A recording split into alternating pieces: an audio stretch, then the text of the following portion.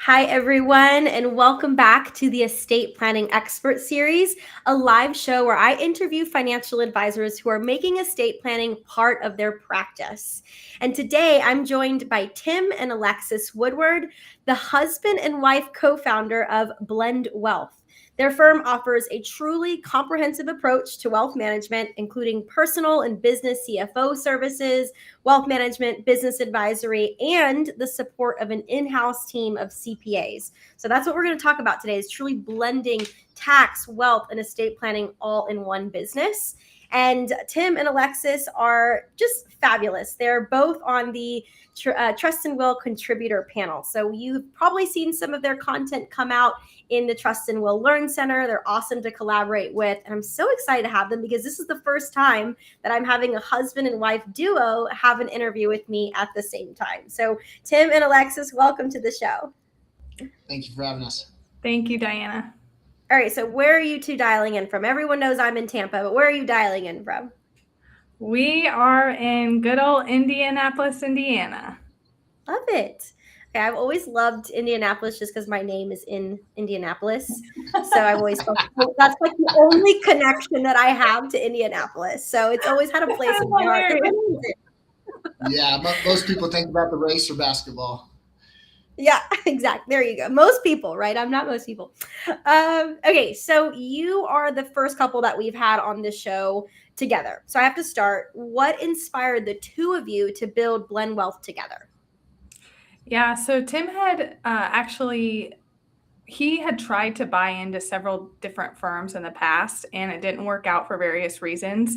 But when the idea came about, he was in mid-conversations with the firm he was at, talking about buying in to that company. And we were actually sitting in church one day, and our pastor gave a message on the importance of Christian leadership in the community. And it was in that moment that I really felt the idea was put on my heart that Tim and I should start our own company together. And the calling, the sense of urgency was so strong. I remember it. And I immediately left that service and I talked to Tim. I was like, hey, what do you think if we just did this on our own? Yeah. And he was a former engineer, more risk adverse than me. And he literally looked at me and said, that sounds like a terrible idea. And we always laugh about it now because we think it was a great idea. And and we always get asked, how do you work with your spouse? That would be so difficult, but it's just always made sense to us. We genuinely love what we do. We love building something together. And we really wanted our personal and professional lives to be aligned rather than being two ships passing in the night. So we got married and we launched Blend Wealth right after we got married, and we've been working together ever since. I love that. And when did you launch? When was that? We launched October 1st of 2021. Wow. Okay. So you're still within the first, almost 5 years now of the firm. Yeah. Coming up on the 5-year mark here. Well, I'm impressed because when you go to your website, which of course I always do all of my homework, you give off this feeling that you've been at it for a lot longer, that you have just everything under one roof. You've got a great team page. You've got good marketing, good positioning. So I'm inspired by both of you. And I love the idea of working with your spouse. That's always been a dream that I've had as well. So I love that you guys are making that happen and doing it so well. And, I would assume with that, you both bring different strengths and weaknesses and perspectives to the table. So I'm curious, as you work with clients, and I'm not sure if you totally work with clients together or you just kind of have separate clients, or everyone, is involved in the client process in your firm.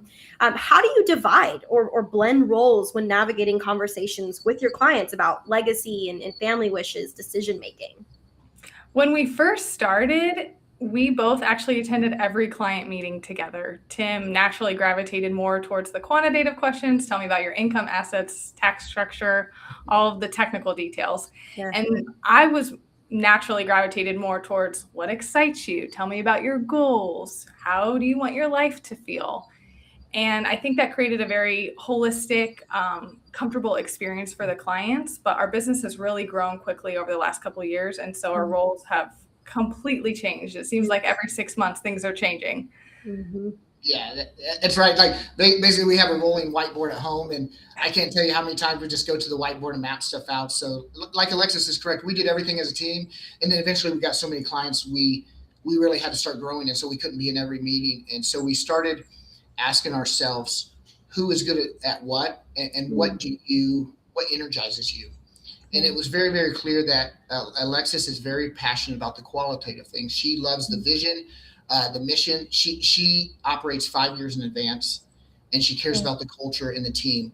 I am a nerd. I'm chief nerd.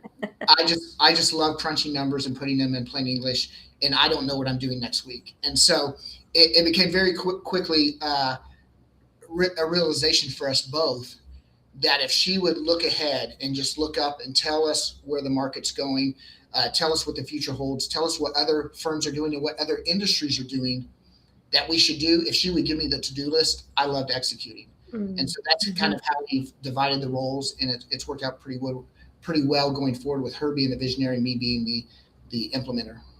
It truly is the perfect complement. So that idea was an amazing idea, as you've already said. So that is awesome that you both bring just these different talents to the table, right? And to me, that's what makes the best advisory firms out there, is they're blending these different talents together and doing it in a way where you have a client that goes through this process and they're getting the best of almost everyone there, right? In their own way.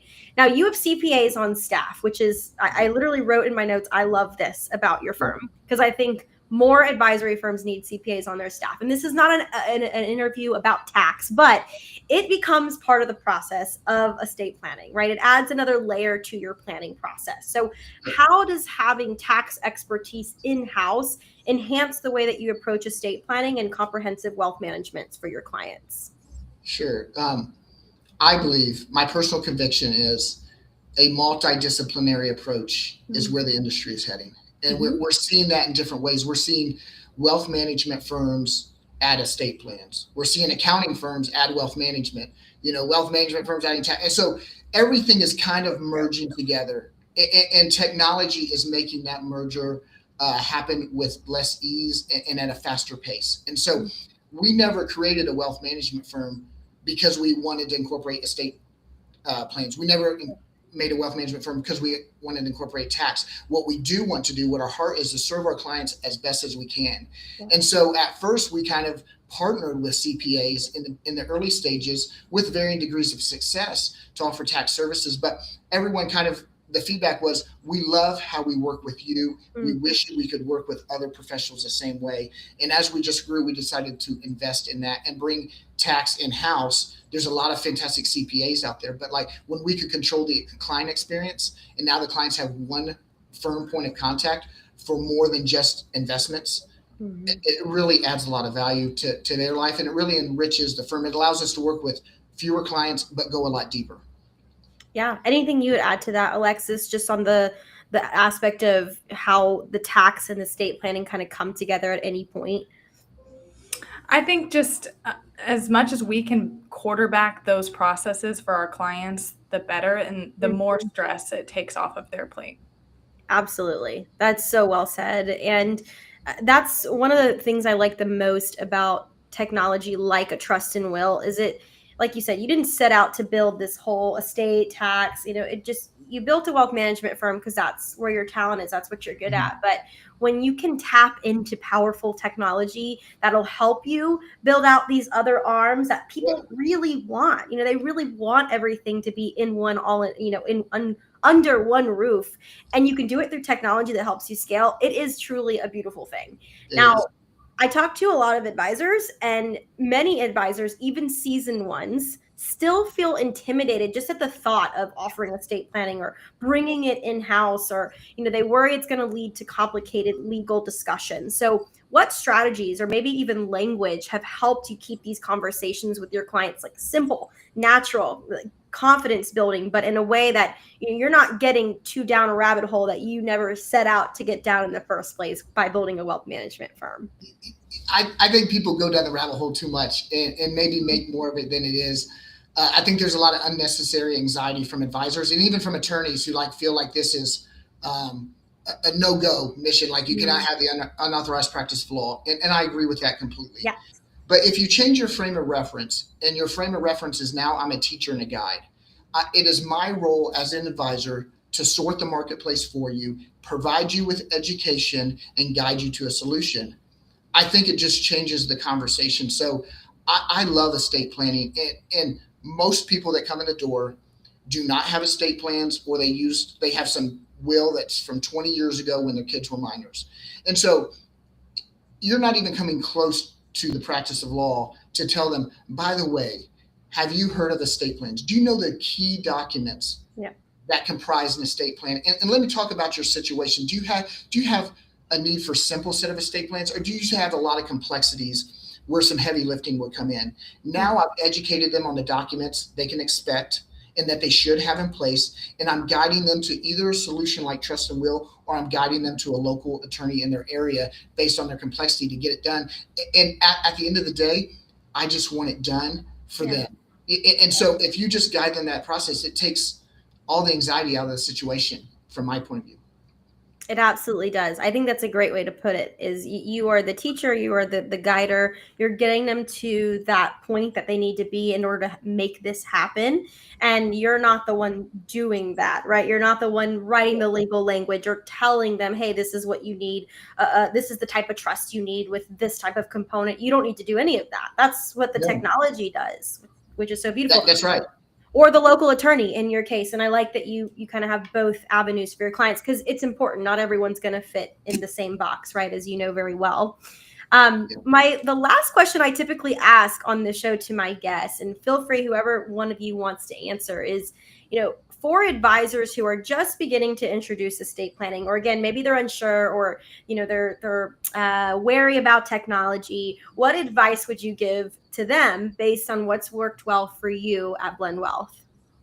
I can just tell you, in my 15 years of doing this, I started my career finding local attorneys and giving the referral time after time after time. And I would tell them, I will come to the meeting with you, but I can't book the meeting for you. I can't pay for it for you. But here, take this referral and go.